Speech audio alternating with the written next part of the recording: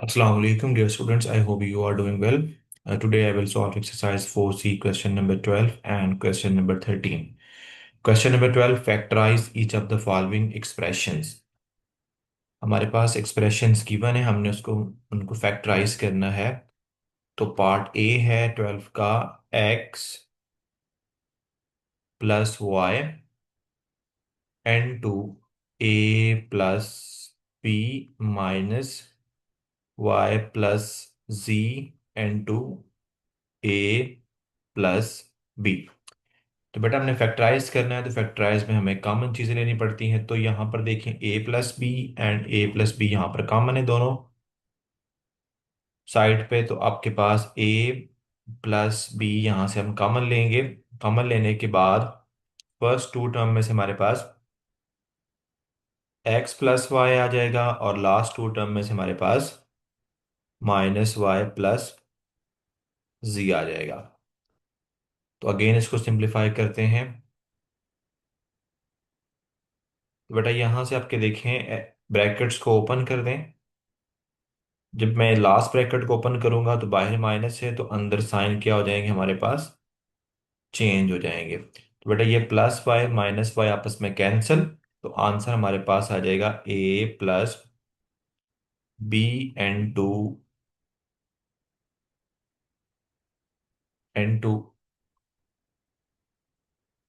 X minus जी.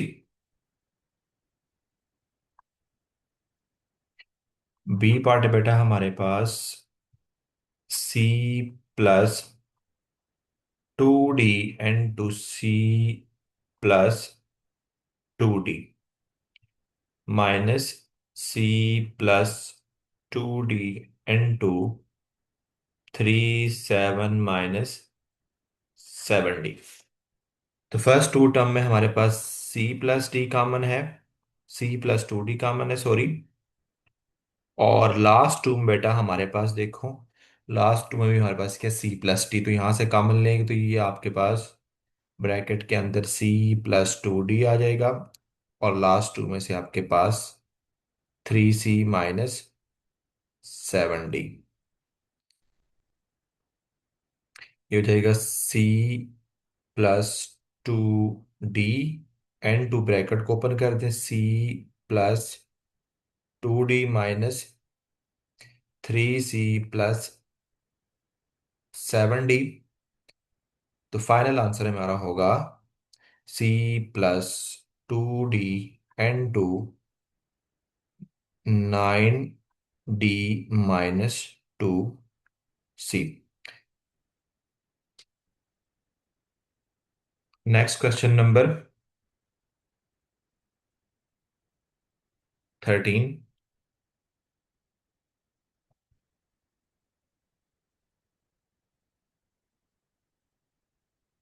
Question number 13 में factorise करना है. एक्सप्रेशंस हमारे पास गिवन है और लिखा हुआ है कंप्लीटली. तो इसका पार्ट ए करते हैं बेटा. पार्ट ए हमारे पास है 4/9 P square plus P minus 1. तो सबसे पहले बेटा हम जो फ्रैक्शन में हमारे पास कोफिशिएंट आ रहे हैं इनको जो आ रहा है हमारे पास इसको हम रिमूव करेंगे. तो एलसीएम लेते हैं बेटा. ये हो जाएगा 4 पी. एलसीएम यहाँ से हमारे पास 9 आता है. एलसीएम 9 होगा हमारे पास. तो फर्स्ट टर्म में 4 पी स्क्वेयर, सेकंड में हमारे पास हो जाएगा 9 पी और लास्ट में हो जाएगा यहाँ पर भी बेटा हमारे पास 9 पी माइनस 9 होगा. ठीक है लास्ट में. तो आप यहाँ से 1/9 कॉमन ले लें. जब 1/9 कॉमन लेंगे तो हमारे पास 4 P square plus 9 P minus 9. अब हमने इसको क्या करना है, मिड टर्म ब्रेक के थ्रू इसको सॉल्व करना है, इसके फैक्टर्स बनाने हैं. तो ये हो जाएगा यहाँ से 1/9. तो बेटा हमारे पास 9 को अगर मैं 4 से मल्टीप्लाई करवाता हूँ, ठीक है, यानी 4 को -9 से करवाऊंगा तो -36.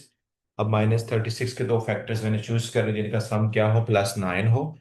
तो हमारे पास +12 और -3 का product is equal to 36 and their sum is +9।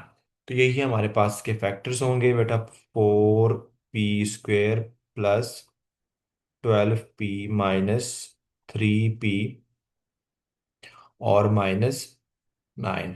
First two में से कॉमन लेते हैं और लास्ट टू में से कॉमन लेते हैं। 1/9 बाहर ही रहेगा। फर्स्ट टू में से 4p कॉमन है, तो p +3 आ जाएगा, और लास्ट टू में से हमारे पास -3, तो p +3 आ जाएगा। बेटा यहाँ हो जाएगा 1/9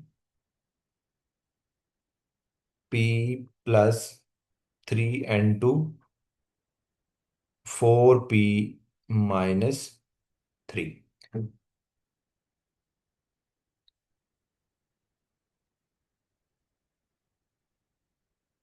बी पार्ट करते हैं इसका।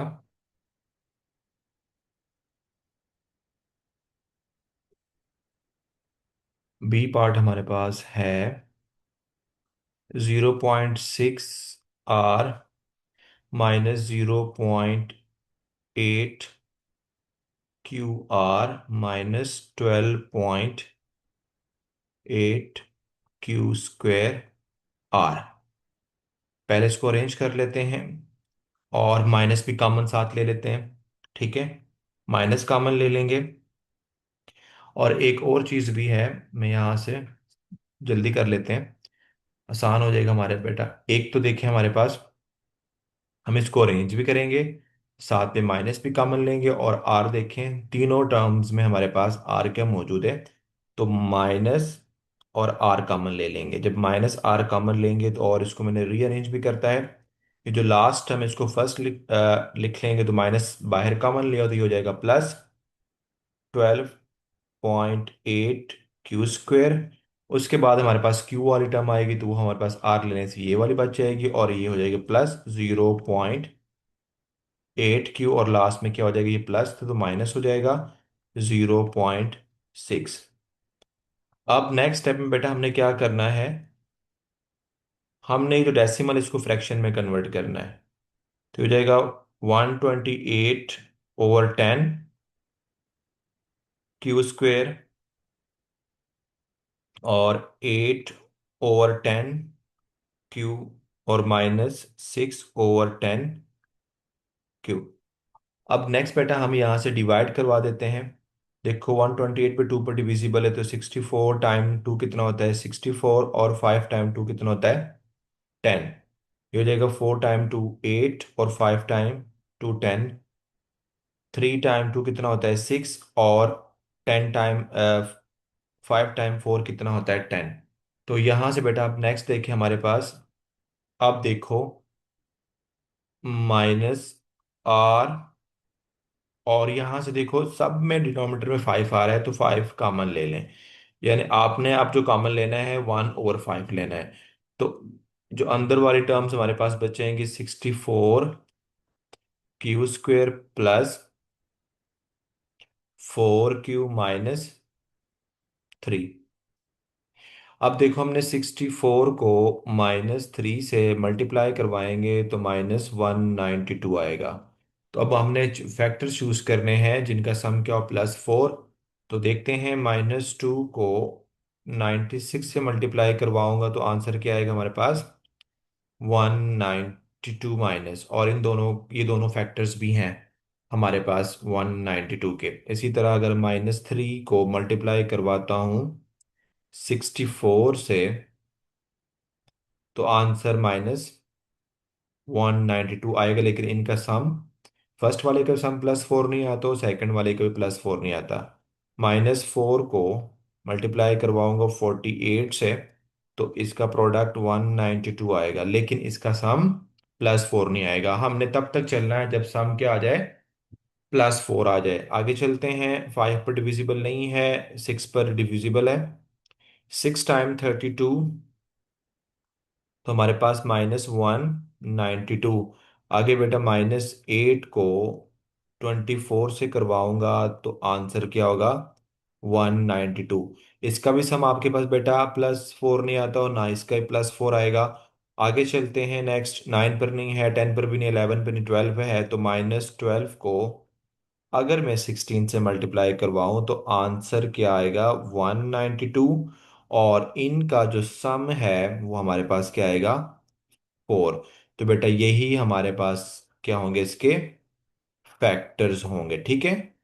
तो -1/5, 64 Q square +16 Q -12 Q -3। Okay. -r/5। First two में से हमारे पास कॉमन आ रहा है 16 क्यू, तो यहां से बेटा बच जाएगा आपके पास 4 क्यू +1। और लास्ट टू बेटा हमारे पास -3 कॉमन है, तो 4 क्यू +1। तो हमारा फाइनल आंसर होगा -r/5। आपके पास 4 क्यू +1 n2 16 क्यू -3।